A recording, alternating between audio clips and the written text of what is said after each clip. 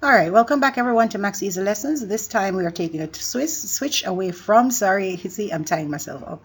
We are taking a switch away from the English B paper and we are getting into the English A paper too. It's a little bit late, yes, but it's a recap. Leave it playing while you do something else so that, you'll refresh your memory on the different sections that come on the CSEC paper. Thank you for coming to Max Easy Lessons once more. Thank you for all the support you have been giving. Please do continue to keep the support going, and also best of wishes in your exams tomorrow. So let's start with the summary writing, and I believe the summary writing is the most dreaded section on the paper 2 for English A, isn't it? Yes, I've never liked summary writing, to be honest with you. But sure, summary writing is not as hard as we may think it is. It is just you watching something your friends are doing and you go back to repeat it to someone else and you don't give them all the details. You just pick out the parts that you think are most important. That's the way I tend to look at it, and it makes it so much easier to understand. The summary represents a shortened version of what is already written.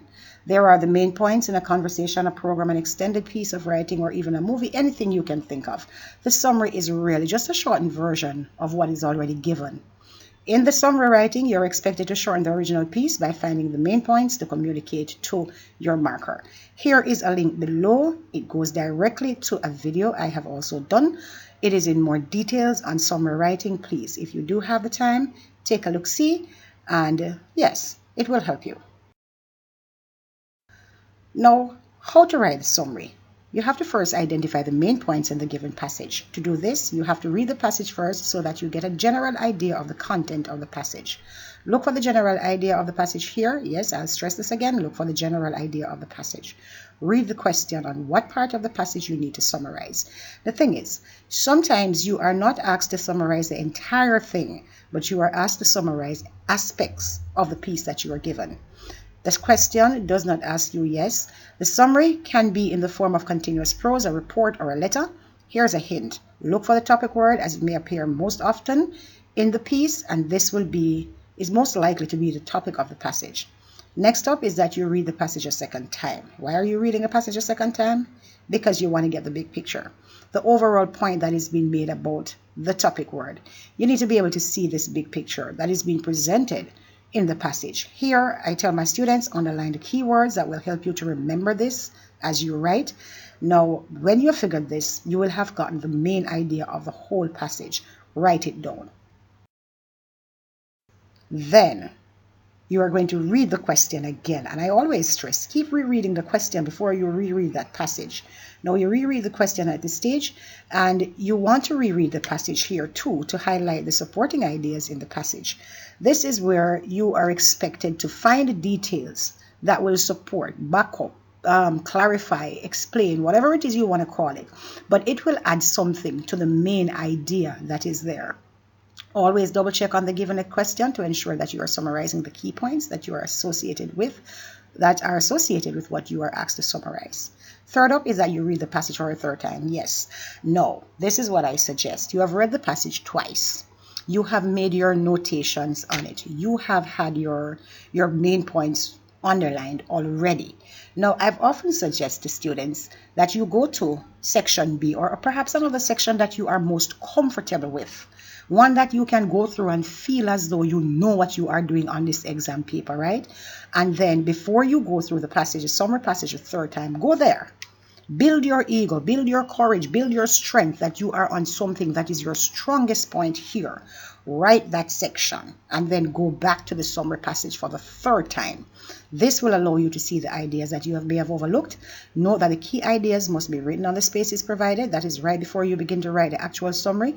The 5 main points. These are 5 main points and they must be written in complete sentences. Some of my students last year made the error and they did not write these 5 main points, and you will automatically lose 5 marks here if you do not do that. These sentences would also stand as your guide for writing the actual summary, because when you're writing the actual summary, you must include these 5 sentences. And I'm not going to call them 5 main points. I'm going to call them 5 sentences. You write those 5 sentences. Of course, there will be other main ideas, main points that are there in the paragraph or is the piece that you are given. If you do not meet that 120 or 100 or whatever word limit you are given, go back to those additional main points, and they will help you add 2 or so more additional main points, and these will help you to go further up on the range on the marking scheme. Now, having listed your 5 main points and incomplete sentences, you are now ready to join together the main idea of the passage and your paragraph summary sentences by using transitional words and phrases. Transitional words and phrases do 3 things. They give your summary a sense of being a whole, not just a group of unconnected sentences that you put down somewhere. The transitional words connect what is there. They make your summary flow smoothly when reading, and they reinforce and support the main idea that is being expressed in the passage. Now, I would also suggest that you leave the summary for a bit again. You write the first draft, you leave the summary for a bit again. You go to another section on your paper, all right? Because again, people, many of you find that the summary is hard to write. So you want to make sure that you are on the right track for your 25 points, clearly, right? So you go to another section, perhaps a section D. It's easier to write. It's lighter. You go there, you write it, you come back to your summary. But this is not something that you have to do. If you want to take a one shot at your summary writing and read it, fine. And write it, fine. No problem with that. But if you leave it and come back to it, then you will be able to see what should not be there and what should be there. Finally, you double check for spelling and grammar errors, even as you reread the original piece again, and then reread your summary to ensure that they hold the same idea as the original piece.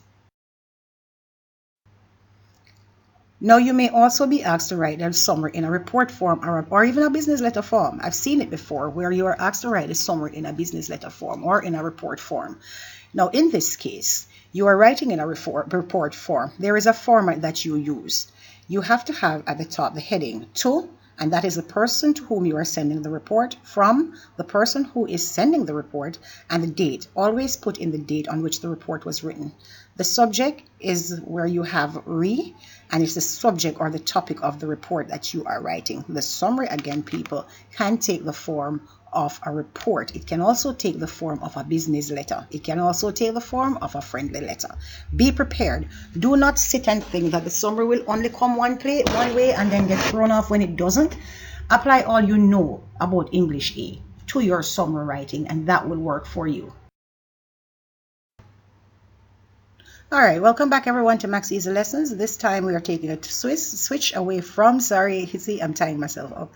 We are taking a switch away from the English B paper, and we are getting into the English A paper 2. It's a little bit late, yes, but it's a recap. Leave it playing while you do something else so that, you know, you'll refresh your memory on the different sections that come on the CSEC paper.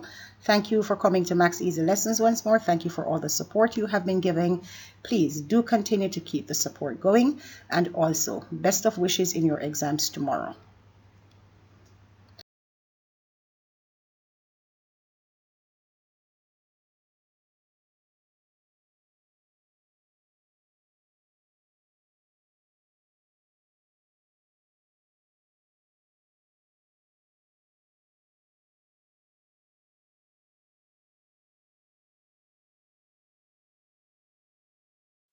Now for section B of the paper 2. This is a transactional writing, and as some people, it's expository or informative discourse, whichever way you name it. This, for me, perhaps is the easiest part of it.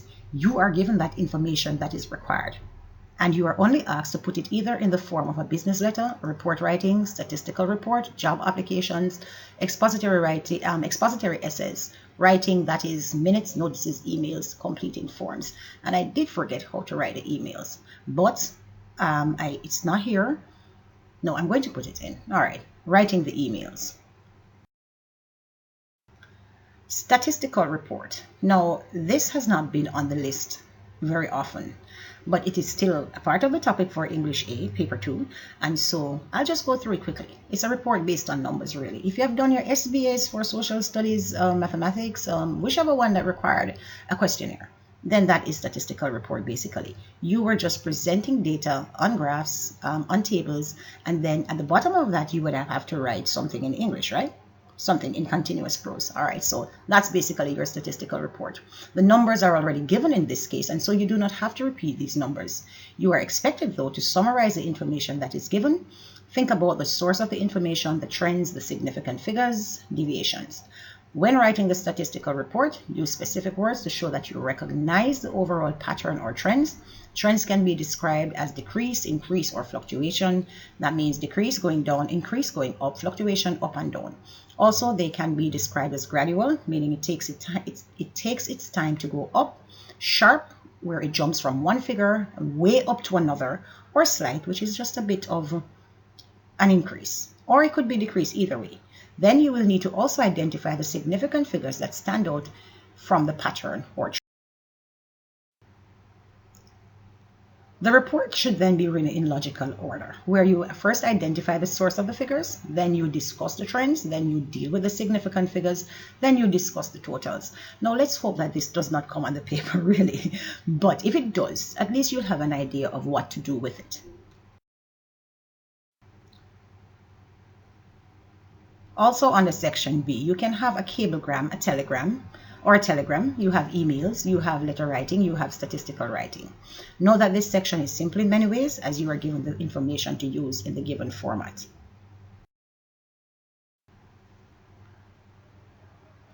Now, writing the cablegram and telegram. You need good summary skills to write the cablegram and telegram. Here is a diagram of the cable or telegram. Very easy. It's almost like a report. It's to, it's from, the date goes across from the to, and your name goes at the end of the report. You have the body between from and where you have your name as the sender.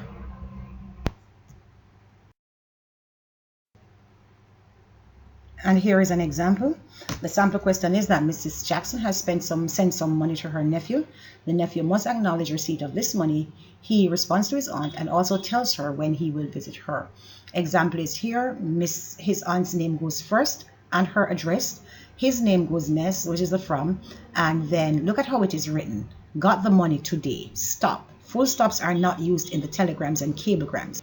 Then sending the receipt. Stop. Will visit August 24th to 29, stop, and your name goes at the bottom. Again, where you see that word stop, the full stop is not written as a symbol. It is written as a word. Now let's look at the expository writing or the letter writing. Expository writing, which takes in the form of the business letter. It's a letter that is a written communication between two persons or a person and a company or between two companies. These can be formal or informal.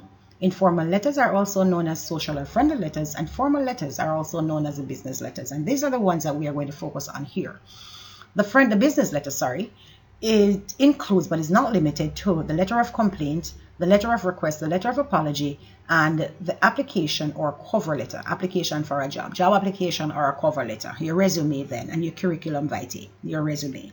For section B of the CSEC English A exam, any of these four letters may come. You just have to be careful of what to look for. Now the letter of complaint. We write the letter of complaint when trying to deal with a problem or situation, when other attempts have failed to solve the situation. The letter of request is the first one. Is the second one, We write a letter of request as a formal way of asking a person or company for something. It would be that you are asking for sponsorship for an event, or you are asking your principal to permit an event. Anything it is that you want from somebody, it becomes a request. The complaint, right? Anything you are dissatisfied with, that becomes a complaint. The letter of apology is next. This can be formal or informal letters. A formal letter of apology is a way of expressing regrets towards a past action or occurrence, and this can be written to or by a manager, teacher, principal, or a company to a client. Whichever way, as long as it is formal, then it comes under this section. Then your application or cover letter. An application or cover letter is a written document you submit with your resume. It explains the position that the applicant is applying for, as well as it highlights the skills and traits that the applicant might have that is not highlighted in the resume. Now, how to structure the business letter. Again, here is a link that takes you directly to a channel that will show you exactly how to write. At least it will give you more information on the structure of the business letter. The structure of letters have changed over time, yes, but there are 3 different structures that I personally teach to my students, and many people will teach to their students. You might also be familiar with them, so it's nothing hard. There's the indented format, the semi-block format, and the block format. The semi-block format is the one that is most popularly used when you are writing a letter. The block format is the one that you type, so people don't normally use that one, but the semi-block format would have been the easier one because it is basically your social letter format with an additional address on the opposite side below, or sorry, above the greeting. Let me go with above the greeting. Yes. Now, always remember that when writing the business letter, you must have the sender's address, you must have, which is your address, you have the date, you have the receiver's address, you have the greeting, you have the subject line, which is the same thing as writing re and putting the topic. Then you have the body of that report or the body of the letter, and then you have the closing. Now, here are some hints for writing the business letter. Do not abbreviate addresses, names, and other words, because people often do these, in an exam, they tend to be under pressure and they make these errors. Now, do not abbreviate addresses, names, and other words. Do not put a colon between dear and the name of a person. Now, this one is very, very popular. Do not, I repeat, do not put a colon between the dear and the name of a person in the greeting. When using the block or semi-block format, do not put a date after the receiver's address. You only put a date after the sender's address. If you are using the indented format, the closing should be on your right. If you are using the block or semi format, the closing also should be on your right. You use dear sir or madam when you do not know the name of the person you are sending the letter to. The receiver's information should be structured as follows. So you're writing to Mr. Kelano Hanston. This is the name of the receiver. His position is the manager. The name of the company that he works, Hanston's Auto Parts. His address can be 2 lines or even 1, 17 Johns Road, Ocherias, St. Catherine. All right, so there is that for the things that you need to remember when writing the business letter. How to write a letter of complaint. A letter of complaint or a complaint letter is normally written to deal with a problem, a situation when other attempts have failed to rectify the situation. As stated before, the letter of complaint is a business letter. When you are responding in written form, try to avoid being angry, hostile, or sarcastic. Do not use these tones. Present only the facts. Be courteous. Use emotional intelligence. There is a tone. Be mindful of the tone. The writer's tone is his attitude or his or her attitude towards the subject. The writer's tone is created by the use of his language, that is, the style that he uses to address the person, the choice of words, the point of view, and the voice that is used. How do you structure the letter of complaint? First, there is the purpose of the letter. Start with a detailed description of the product or service that you are talking about. State what is exactly wrong with the product or service. Briefly describe the inconvenience that you have suffered because of this service that has gone bad. Indicate precisely how the situation should be corrected. Ask for prompt handling of the claim. Now, the body of the letter in paragraph 1, just to put what was said a while ago into the body. Paragraph 1 is where you describe what is wrong with the product or describe the issues or problems. Give the date of purchase and the place of purchase, if that is applicable. In paragraph 2, explain how you would like to resolve the problem. And in paragraph 3, explain that you look forward to receiving a reply with a solution. Set a date or time limit in which to receive the reply. Give a phone number where they can reach you. Or, in modern times, people, we tend to give an email address. Language structure of the letter of complaint. Here are some helpful language structures that are used in letters of complaint. When you're introducing the letter, you say, I am writing because so and so. I am writing on account of this happening. I am writing on the subject of. I am writing to draw your attention to. And where it goes off, tapers off, you know that you would put your issue, your complaint right there. Now, when you're writing about the complaint, you would start with, or you could start with, I must object, I must complain about. I find it quite distressing that I feel something ought to be done or said about. It is time that dash was word dash. And when you get to that resolution of that letter, you would say, I expect to be compensated for the inconvenience. I expect better service from whatever. I would like to know what action you will take to resolve the situation. I look forward to a prompt reply, a full explanation. I await your response or suggestions or comments. These are only some of the ways to start your sentences in each section. Now, you may also be asked to write a summary in a report form or even a business letter form. I've seen it before where you are asked to write a summary in a business letter form or in a report form. Now, in this case, you are writing in a report form. There is a format that you use. You have to have at the top the heading to, and that is the person to whom you are sending the report, from, the person who is sending the report, and the date. Always put in the date on which the report was written. Email. The email may be another section. When writing the email, here are 5 steps that you need to remember. You enter the email address of the person you are sending the email. You include a subject or a title for the email of no more than 6 words. You begin with a greeting. You thank the recipient, you state your purpose, you add your closing remark, and you end with a closing. Now, when you talk about begin with a greeting, you should always open your email with a greeting such as dear and the person's name. That is if the situation is informal. But if it is formal, then you begin by saying dear Mrs. So-and-so or Mr. So-and-so. If the relationship is more casual, you can easily say, hi, Kelly. Now, if you do not know the person, the name of the person you are writing, of course, it takes the standard business format of dear sir or madam. When it says to thank the recipient, in this case, you thank the recipient only if you are replying to another email. So you should begin by saying, thank you for contacting NCB Bank, or thank you for contacting a company's name, right? For want of a better expression here, a company's name. If someone has replied to one of your emails, be sure to say thank you. But if the person has not replied, you cannot thank the person, the recipient. You move then on to stating your purpose. You'll bypass that one if you are initiating the email. Now, if the person had already contacted you, that is when you would say thank you. Now, in stating your purpose, if you are the one starting the email communication, you write a line and you do not write a line of thanks. Instead, you can begin by saying, I am writing to inquire about, I am writing to inform you.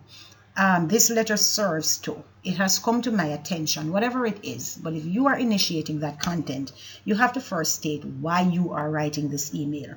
Make your purpose as clear as you possibly can, and then you go into your main text of your email. You have to keep your sentences short in this case so that the person will be able to read the letter quickly. You also have to pay attention to the grammar, the spelling, and the pronunciation so that you can create a credible and impressive image. Now, add your closing remarks. When we talk about having to add your closing remarks, we're talking about thanking the person for their patience and cooperation. Thank you for their consideration. And also you could say, if you have any questions or concerns, don't hesitate to let me know. The fact, is that writing the email is very similar to writing the business letter. But in this case, it is a format that is different. You don't have the business letter format. Instead, you take into consideration your email format. I hope this helps you. We move on to the story writing, section C. Perhaps some of you may be stronger in this section, perhaps not. Here is what. There is a video link right here on this video. Click it. It's right below here, right here on this page. Click on that link and it will give you some brilliant ideas, some great ideas, if I do say so myself, yes. But it will give you some ideas on how to write the short story in more details. No.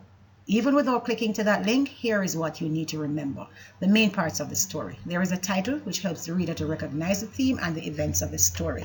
There is a setting, which includes the time, the place, the mood, and the tone of the story. There is characters, which helps to develop each person or thing in the story. There is a plot, which is the development of the story. There is a conflict development, which helps to identify, build, and resolve the problem that is in your story. Then there is a climax, which is a high point of interest in the story. Now be careful, when you have set that climax in your story, do not go too far beyond to end the story. End it as quickly as possible.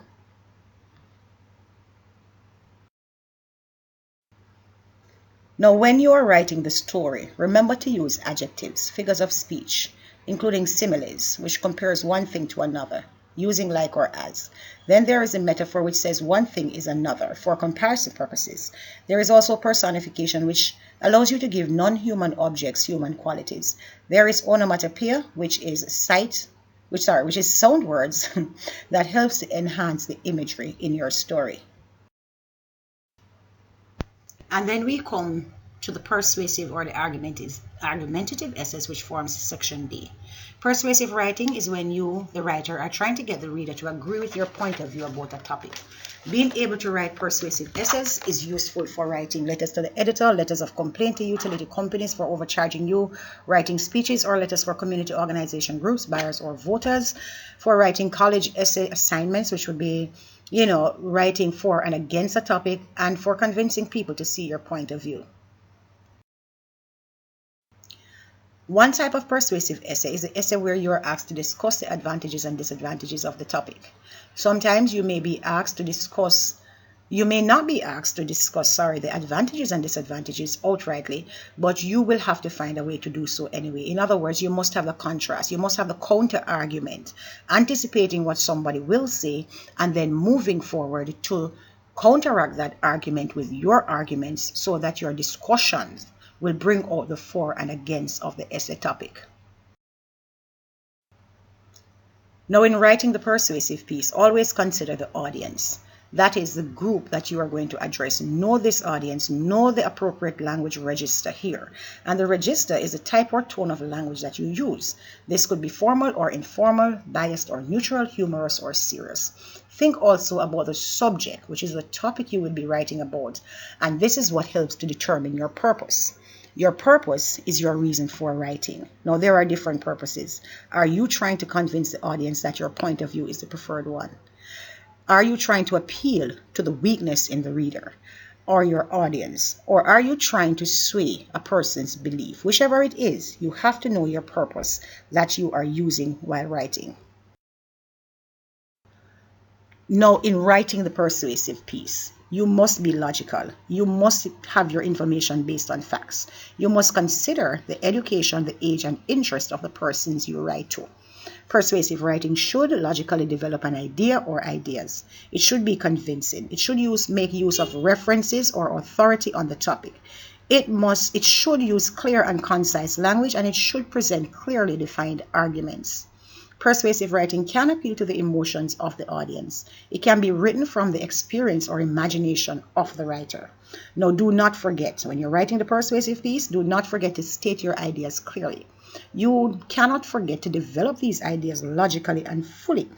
In other words, you have to explain. You have to be reasonably convincing to explain your main points that you are presenting. I tell my students all the time, it would be like convincing your parents to send you somewhere where they don't want you to go. And you develop such strong arguments and reasoning, logical arguments as to why you have to go. When you think of the section D, think of it that way. Think of you trying to convince your parents or your friends that whatever you are thinking and saying makes the most sense. Now, here are some devices that you can use in persuasive writing. There is rhetorical question. This is where there are questions that are asked for effect, but they are answered within the question. The hyperbole is there. It's one form of exaggeration when one goes over the top for effect. There is humor. There is sarcasm. This is often intended to hurt someone as one says the opposite of what one means. There is irony, which is the opposite of what is said. Ridicule, to make fun of something. The anecdote is just a little incident or a short story that you may insert to ease the tension or to lift the mood of the essay. You use examples and statistics, which comes under the category of evidence. You can appeal to the emotions. Generally, you appeal to an emotion of the reader, the emotions of the reader, because you want sympathy, pity, fair play, or you want to draw their anger. Then there is direct personal appeal, where you use the pronoun you and us and we. When we use us and we, it's as if we are a part of the argument, and so it solidifies what we are saying. You can also use rhymes, jingles, slogans, or phrases. Emotive language as well is important to writing it. Now, bear in mind, everyone, for the exam tomorrow, you don't need to know all of these. I would suggest, and as I have suggested to my students, pick any three right now. And whatever persuasive piece you get or argumentative piece you get, you ensure that you include these three within that framework. Pick three of them right now, Pick three of them. Pick three devices that you are going to use and tell yourself this: whatever comes my way tomorrow on that paper, I am going to use these three. Now, when you are structuring the persuasive essay, you must have an introduction. You must have that general statement that restates or incorporates the question that you are given to write. You must have a thesis statement. This is an argumentative sentence there that people will argue. You are saying one thing, but within this framework of saying one thing, you know that this main point is arguable. Within the introduction, you will also have reasons 1, 2, and 3, what it is that you want to put forward in your persuasive essay. Now, when you go to the body paragraph, you take the first reason.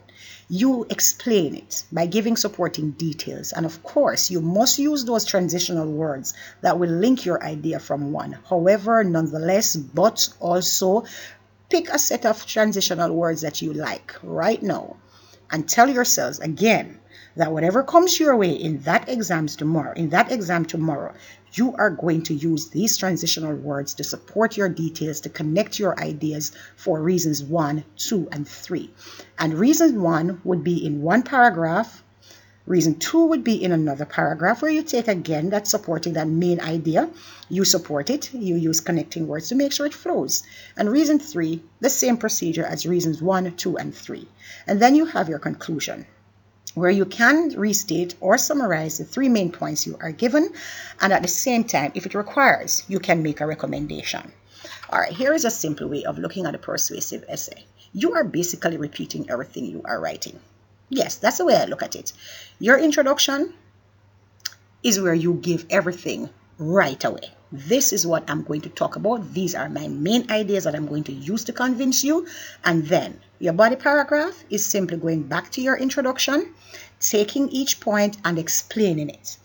It's the same thing you're saying. And when you get to that conclusion, it's not that you are rewriting your introduction, but you are going back to your main ideas to reinforce what it is that you were bringing across to your audience.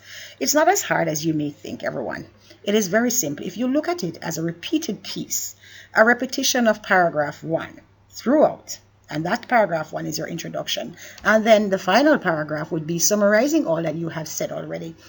Just make sure that whatever you say, whatever you put in as your main idea, you are sure to support it. You are sure to explain it. You are sure to give details so that no one will be able to dispute your claim. And of course, within one of those 3 body paragraphs, you must anticipate that contrasting idea, that counter argument that people may bring forward. Thank you so much for watching, everyone. I hope it helps you. Stay tuned though. There will be another video coming up tonight. Yes, just before you go to bed. As I said, play it before you go to sleep. Listen to me here, and hopefully this helps you. There'll be one on the multiple choice though, trying to help you to understand at this stage the different sections that come on the multiple choice. You know, that terrifying redundancy and cliches and synonyms and all of that. Yes, so stay tuned, and thank you for watching once more.